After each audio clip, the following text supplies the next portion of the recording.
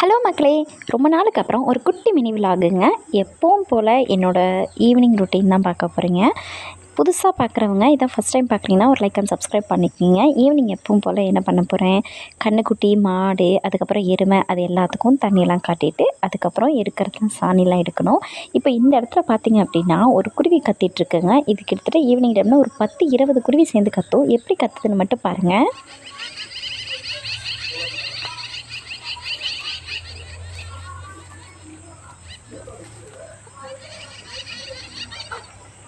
இதோட சவுண்டு நமக்கு காதே அடைக்கிற அளவுக்கு இருக்கும். அந்தளவு கத்தும். கையோடு பார்த்திங்க அப்படின்னா எல்லாமே தண்ணி காட்டி கட்டினதுக்கப்புறம் சாணிலாம் இருந்துச்சு அப்படின்னா அதையும் எடுத்து க்ளீன் பண்ணிடணும். அப்போ தான் தீனி போடும்போது பார்த்திங்கன்னா அது சாணத்தில் போட்டு முதிக்காது. ஸோ அதெல்லாம் க்ளீன் பண்ணிவிட்டு, மாடு தண்ணி கட்டாமல் இருந்துச்சு அதையும் தண்ணி காட்டி, நம்மளோட மாடும் கன்றுக்குட்டியும் கறக்கிறது கிடையாது இல்லைங்களா, அதனால் அதை கொண்டு போய் ரோட்டுக்கு அங்கிட்டு பார்த்திங்க அப்படின்னா கொஞ்சம் இடம் இருக்குது, அங்கே கொண்டு போய் கட்டிடுவேன். இங்கே உள்ளே பார்த்திங்க அப்படின்னா கறக்கிற எருமை ரெண்டுமே கட்டியிருப்போம்.